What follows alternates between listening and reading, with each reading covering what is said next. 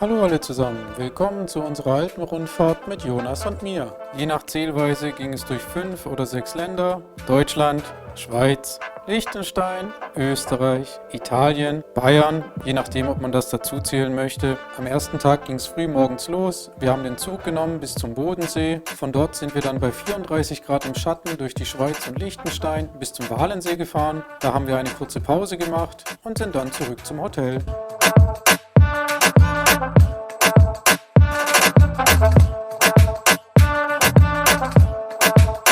Gravel Adventure!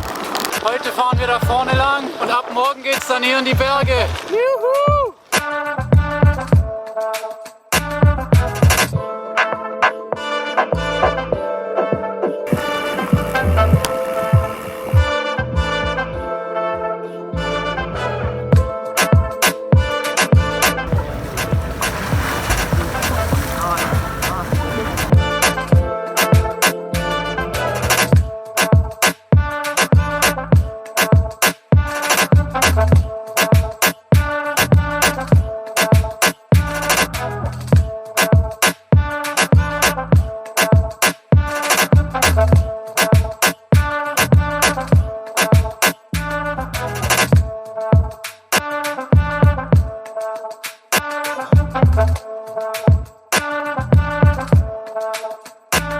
Oh, guck mal die Dusche an, da kann ich dir zugucken.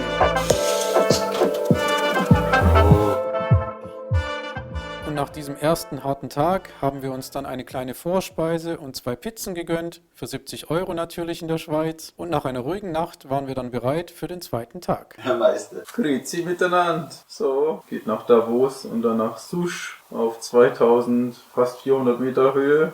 Jonas hat sich schon mal vorbereitet, er will die Etappe gewinnen mit seinem gelben Trikot. Tag 2, kurz vor 9 Uhr, wir sind ready. Da vorne geht's hin, mit Gegenwind natürlich. Die ersten 60 Höhenmeter sind gemacht, 3%.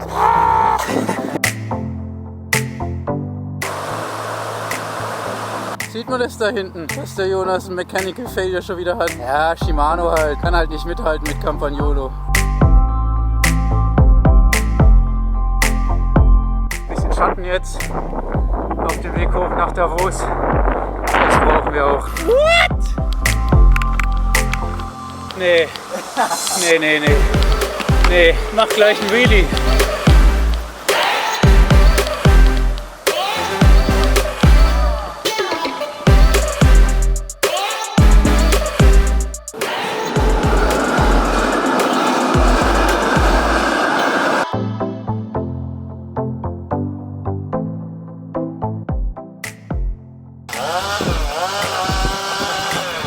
Fällt der jetzt, oder? Nein. Nee.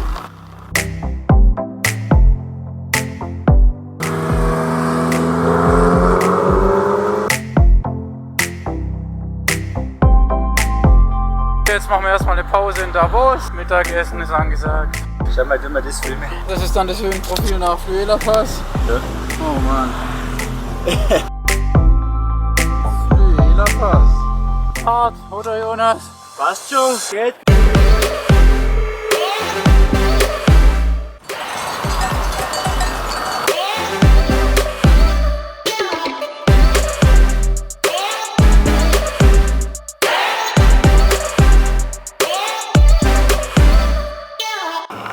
Jetzt einfach entspannen.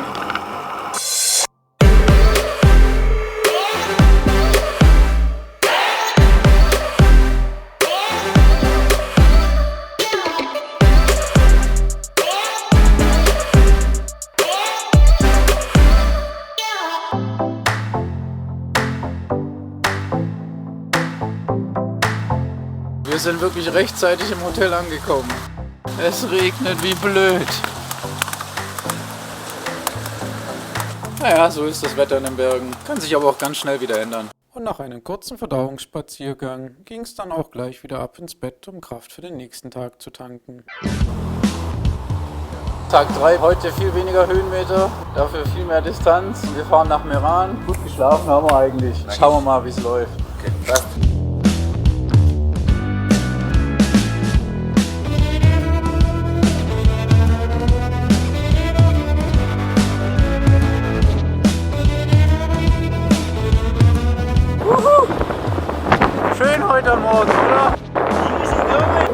Sitztaschen sitzen gut. Rube!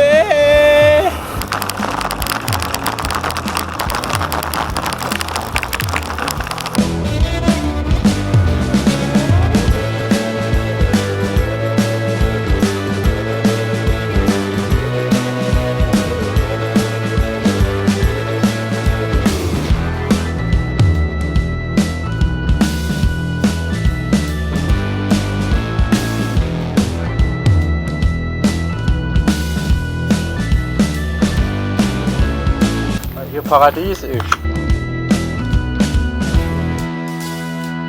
So, einziger ernstzunehmender Anstieg heute. 500 Höhenmeter müssen wir machen, dann sind wir an einem netten See. Super, oh, wie geht's?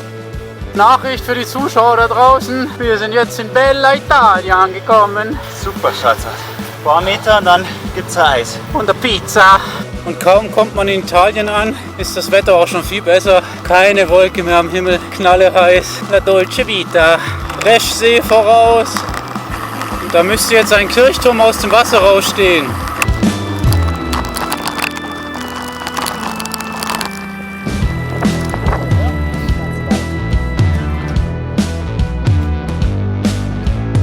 Zwischenstopp am Reschsee bei Bar Café Claudia. Wir kaufen die halbe Karte ungefähr ein. Tiramisu gibt es auch zum Nachtisch anscheinend. Wir werden hier gut satt.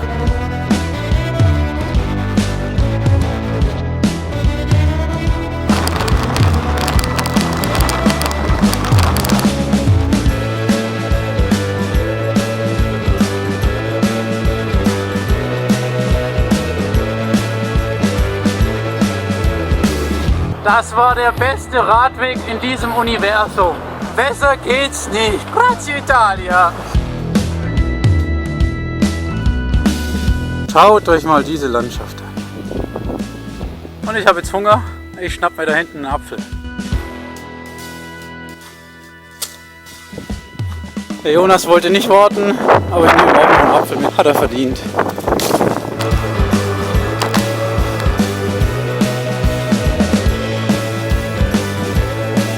Gleich sind wir da. Noch 100 Meter Anstieg. Und dann sind wir im Hotel. Mit Hanglage.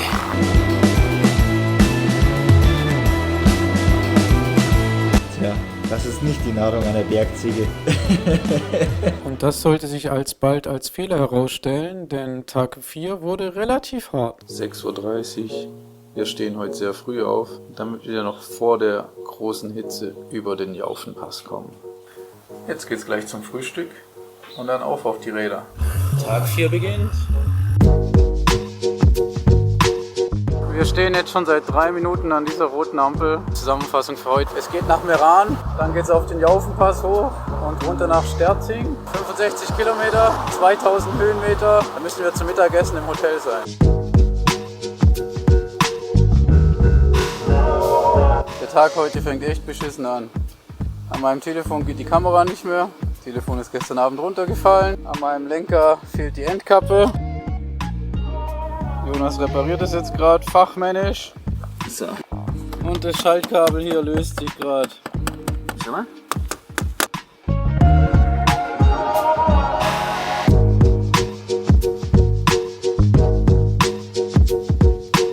Wir verlassen jetzt St. Leonhard und fahren den Jaufenpass hoch. Ein Gequäle. Mal schauen, wie wir da ankommen. Wir machen dann oben Gesichtsvergleich. Hier sieht noch alles gut aus, gell? Ja. Aber oben dann... Da geht's hoch, kann man sehen? Nee, ich muss die Kamera hochheben. So. Schieba, Flori! Ein Stopp lohnt sich. Nein, wir fahren weiter. Wir haben ja noch was vor heute. 1000 Meter haben wir.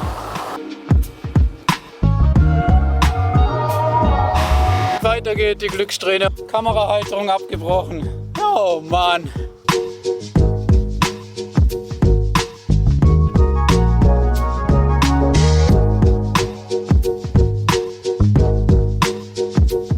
So, Hälfte des Anstiegs ist gemacht. Kurze Pause hier und Gesichtskontrolle. Entspannt.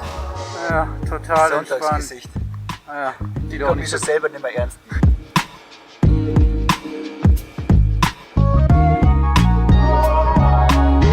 Mein Gesicht ist hier. Nicht immer nur auf die Landschaft schauen.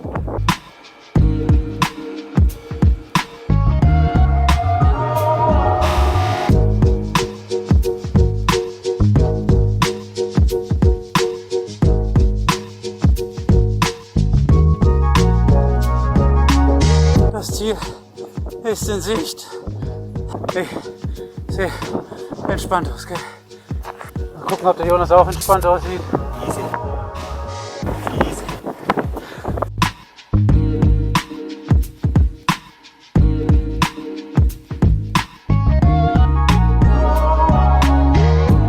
Da kommt Jonas mit dem verdienten Mittagessen. Da ist der Frankfurter.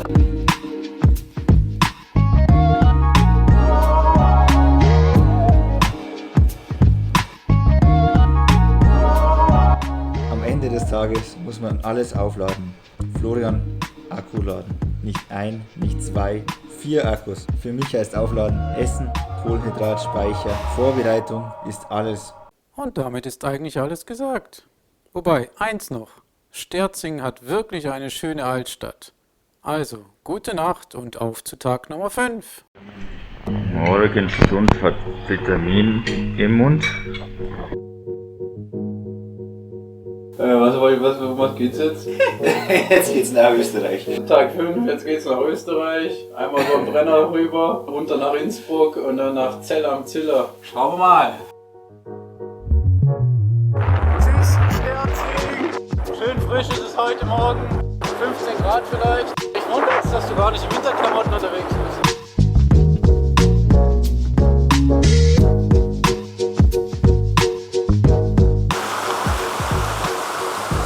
Zurück in Österreich!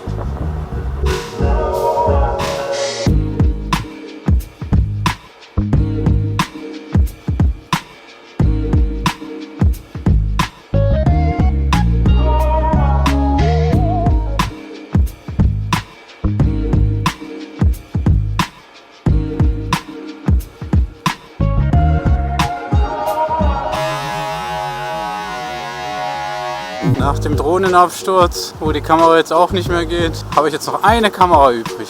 Meine iPhone-Kamera geht ja auch nicht, ne? Jonas sieht es von der positiven Seite. Ich muss immer weniger aufladen im Hotel.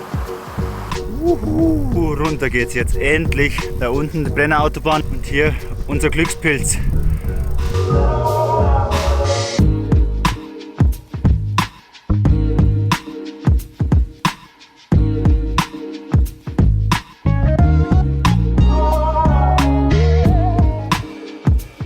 Das läuft heute eigentlich ganz gut.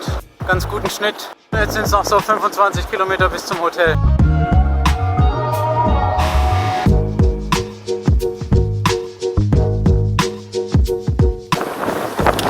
Oh nee. Angekommen sind wir im Landhaus Platzer. War eine gechillte Tour, oder? Voll. Das ist auch ganz normal, mal 32. Das geht einmal. Spaß. Und dann gab es noch einen ausgedehnten Spaziergang in Zell am Ziller, Shopping und Abendessen direkt neben dem Sommertrainingscamp von Werder Bremen. Als ob es noch nicht genug Sachen wären. Gestern ist meine Zahnbürste auch noch auseinandergebrochen. Letzter Tag, 120 Kilometer noch. Für Nachmittag ist Regen angesagt. Aber wir haben jetzt die Ketten gut geölt. Das flutscht jetzt.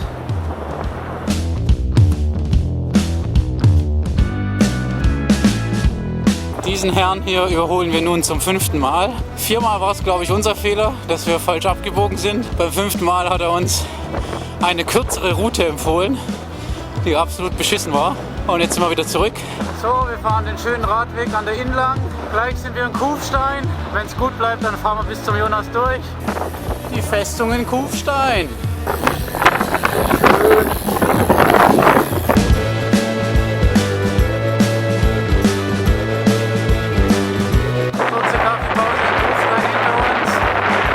Jetzt habe ich noch 1 Kilo Kaffee gekauft für meine Eltern. Dann sind keine Eltern eifersüchtig. Schinken für Jonas Eltern, Kaffee für Florians Eltern.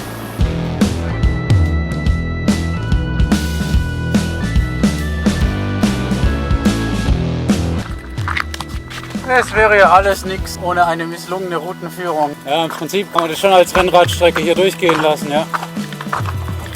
Erster Anstieg hinter Kufstein. ist es heiß heute.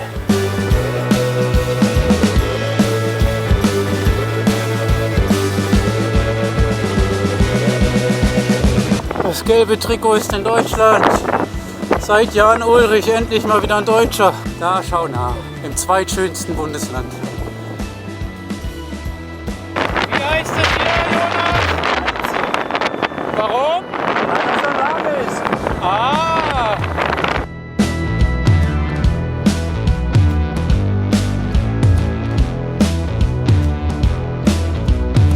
Mittersee, weil er in der Mitte ist. Einer der kältesten Seen Deutschlands.